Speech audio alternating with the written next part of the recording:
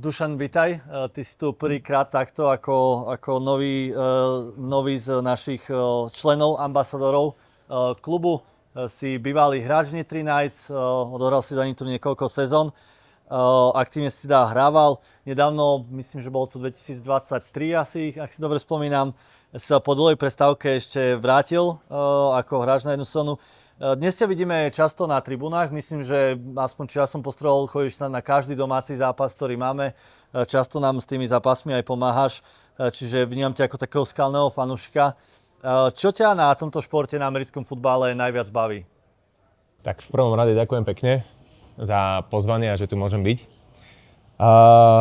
Aby som mohol odpovedať na tvoju otázku, tak je to pre mňa také, že jednoznačne nostalgia. Keď som začal hrávať prvýkrát americký futbal, to bol 2014, tuším rok, tak som bol na výške a som proste potreboval nejakým spôsobom sa odčleniť od zvyšku populácie a americký futbal mi prišiel veľmi zaujímavý.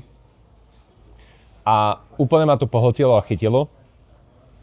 A potom, keď som prestal kvôli zraneniu a vrátil sa toho v roku 2023, tak to bol také vykúpenie, že ešte si potrebujem asi niečo dokázať.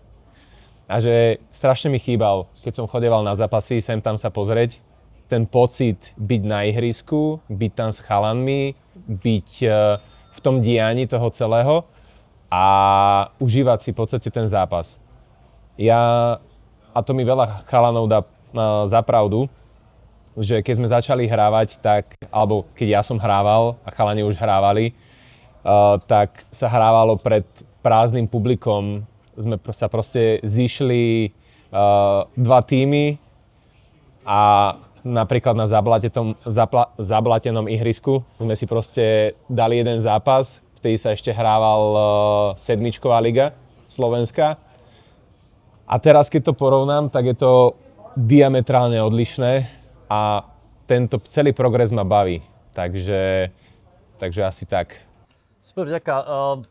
Za posledné roky si akože dosť populárnil, hej, keď to tak povieme. Čiže nejaká akože popularita ti nie je cudzia, bol si v rôznych reality show, spolupracuješ s rôznymi značkami. Čím je možno pre teba spolupráca s Nitro Knights taká iná a aké boli tvoje prvé pocity, keď ťa klub oslovil? Tak pre mňa je to obrovská česť a nostalgia byť vlastne, aj keď nie som aktívnou súčasťou, alebo doteraz som nebol aktívnou súčasťou klubu, tak sa aspoň zúčastňovať, nejako participovať na jednotlivých podujatiach, hlavne domácich zápasoch. Takže je to pre mňa fakt výnimočná vec byť znova, aspoň takouto formou, členom klubu a strašne som sa potešil, keď ma vlastne klub oslovil, lebo v konečnom dôsledku mojou snahou, alebo to nie je ani snaha, to tak prirodzene plynulo zo mňa, že chcem ukázať ľuďom, ktorí nevedia o tom, že takýto nejaký šport sa môže hrať na Slovensku, že to existuje a že sme v tom fakt dobrí. Či už v klasickom tekli, alebo, a tu musím dať veľký shoutout Nitre, to, čo dokáže robiť s mládežou a s flag footballom, je niečo neuveriteľné a má to svoje výsledky, má to svoju tvrdú robotu, takže toto ma na tom celom baví.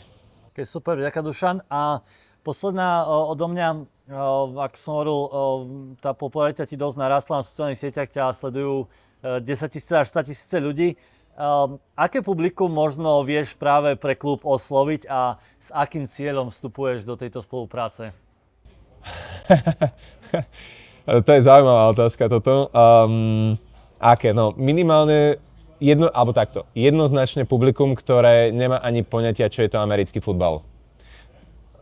Časť mojich fanúšikov určite vedia, že som niekedy v minulosti hrával alebo že som s tým spájaný, lebo určite nejaké záznamy, storička z jednotlivých domácich zápasov som pridával a stále aj budem pridávať, lebo je to proste nejaký spôsob, ako to ďalej rozšíriť svetu, slovenskému alebo českému. Takže by som to tak nazval, že uvidíme, čo z toho bude, ale verím, že sa im to bude páčiť a že sa ten awareness o americkom futbale na Slovensku a v Čechách ešte viacej rozšíri. Nemám vyhradený cieľ, je to naša prvá spolupráca alebo prvý rok, takže uvidíme, že ako to pôjde. Ja sa budem snažiť maximálne prezentovať vlastne náš klub Nitra Knights a robiť mu len dobré meno. Dobre, možno taká posledná na odľahčenie. Určite faluje aj veľa žien, chlapcov máme veľa slobodných chlapcov v týme, možno pomôcť aj im s týmto trošku nejakou propagáciou.